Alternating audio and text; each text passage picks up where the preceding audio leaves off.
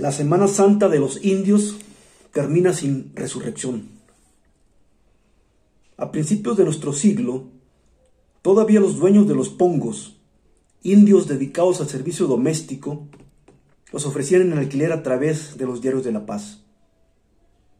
Hasta la Revolución de 1952, que devolvió a los indios bolivianos el pisoteado derecho a la dignidad, los pongos comían las sobras de la comida del perro a cuyo costado dormían y se hincaban para dirigir la palabra a cualquier persona de piel blanca.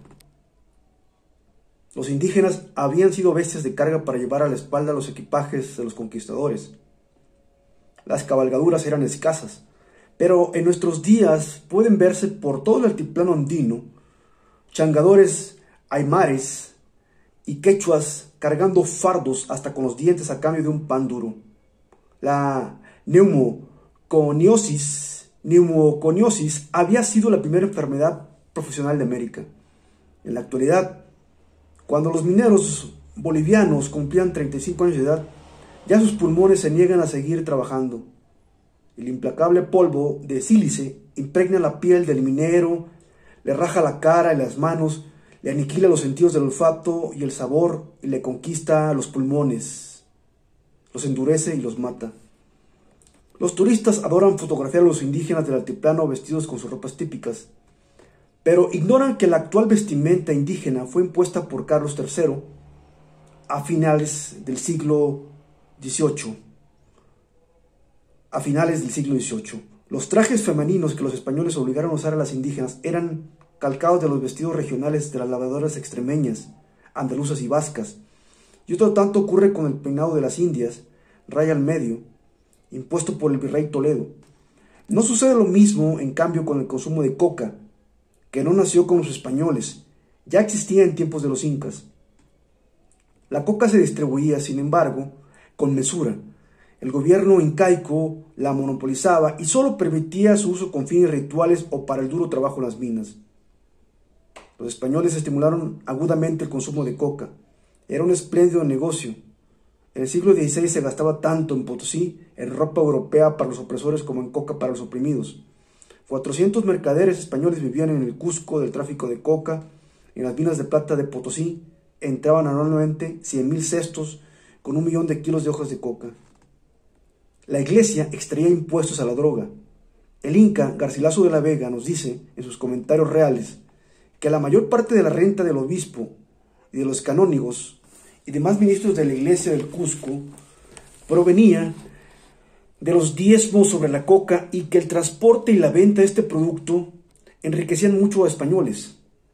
Con las escasas monedas que obtenían a cambio de su trabajo, los indios compraban hojas de coca en lugar de comida. Masticándolas, podían soportar al precio de abreviar la propia vida las mortales tareas impuestas. Además de la coca, los indígenas consumían aguardiente y sus propietarios se quejaban de la propagación de los vicios maléficos. A esta altura del siglo XX, los indígenas de Potosí continúan masticando coca para matar el hambre y matarse y siguen quemando las tripas con alcohol puro. Son las estériles revanchas de los condenados. En las minas bolivianas, los obreros todavía llaman mita a su salario. Una pequeña pausa para tomar un poquito de café.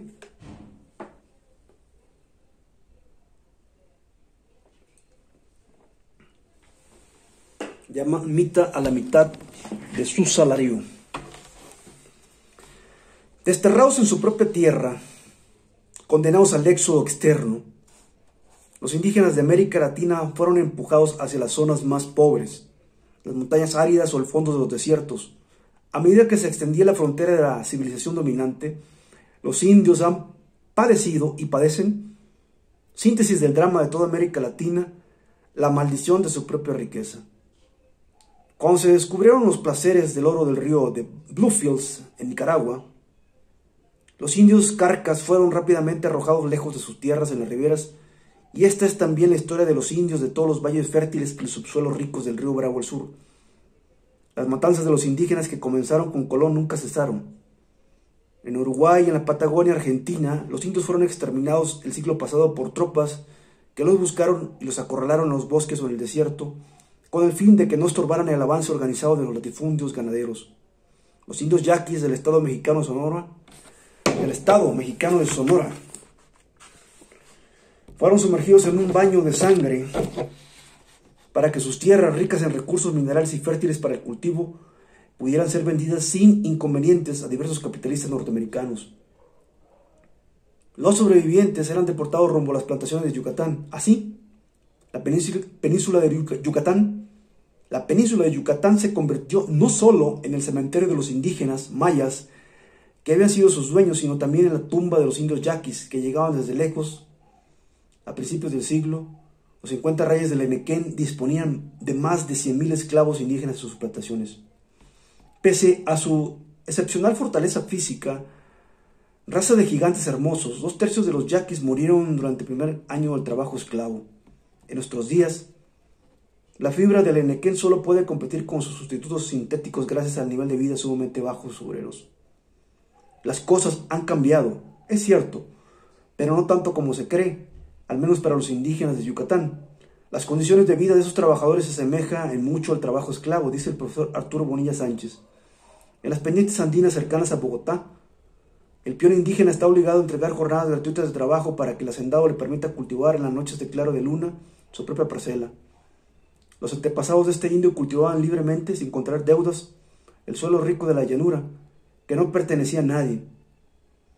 Él trabaja gratis para asegurarse el derecho de cultivar la pobre montaña. No se salvan en nuestros días, ni siquiera los indígenas que viven aislados en el fondo de las selvas. A principios de este siglo, sobreviven aún 230 tribus en Brasil. Desde entonces, han desaparecido 90, borrados del planeta por obra y gracia de las armas de fuego y los microbios, violencia y enfermedad, avanzadas de la civilización. El contacto con el hombre blanco continúa siendo para el indígena el contacto con la muerte. Las disposiciones legales que desde 1537 protegen a los indios de Brasil se han vuelto contra ellos. De acuerdo con el texto de todas las constituciones brasileñas, son los primitivos y naturales señores de las tierras que ocupan. Y ocurre que cuanto más ricas resultan esas tierras vírgenes, más grave se hace la amenaza de que pende sobre sus vidas. La generosidad de la naturaleza los condena al despojo y al crimen. La cacería de indios se ha desatado en esos últimos años con furiosa crueldad. La selva más grande del mundo, gigantesco espacio tropical abierto a la leyenda y a la aventura, se ha convertido simultáneamente en el escenario de un nuevo sueño americano. El tren de conquista, hombres y empresas de los Estados Unidos se han abalanzado sobre la Amazonia como si fuera un nuevo Far West. Esta invasión norteamericana ha encendido como nunca la codicia de los aventureros brasileños. Los indios mueren sin dejar huellas y las tierras se venden en dólares a los nuevos interesados. El oro y otros minerales cuantiosos, la madera y el caucho, riquezas cuyo valor comercial los nativos ignoran, aparecen vinculadas a los resultados de cada una de las escasas investigaciones que se han realizado.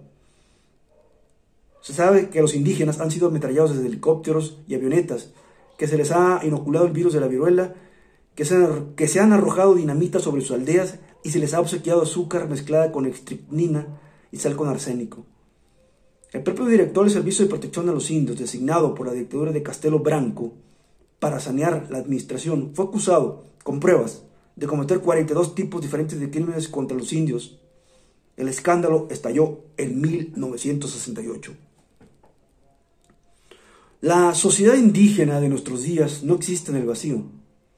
Fuera del marco general de la economía latinoamericana, es verdad que hay tribus todavía encerradas en la selva amazónica y comunidades aisladas al mundo en el altiplano andino y en otras regiones, pero por lo general los indígenas están incorporados al sistema de producción y al mercado de consumo, aunque sea de forma indirecta.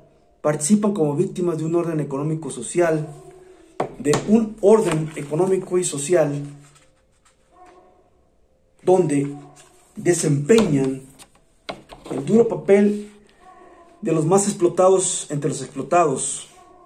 Compran y venden buena parte de las escasas cosas que consumen y producen en manos de intermediarios poderosos y voraces que cobran mucho y pagan poco. Son jornaleros en las plantaciones, la mano de obra más barata y soldados en las montañas. Gastan sus días trabajando para el mercado mundial o peleando por sus vendedores. En países como Guatemala, por ejemplo, constituye el eje de la vida económica nacional. Año tras año, cíclicamente abandonan sus tierras sagradas, tierras altas, minifundios del tamaño de un cadáver, para brindar 200,000 brazos a las cosechas de café, el algodón y el azúcar en las tierras bajas. Los contratistas los transportan en camiones como ganado, y no siempre la necesidad decide, a veces decide el aguardiente.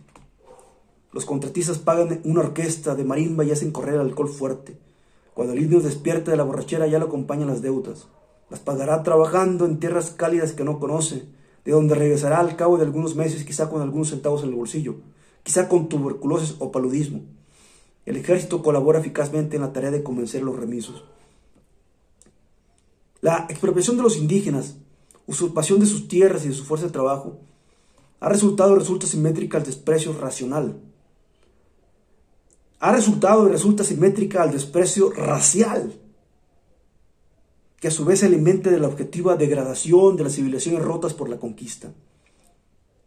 Los efectos de la conquista y todo el largo tiempo de la humillación posterior rompieron en pedazos la identidad cultural y social que los indígenas habían alcanzado.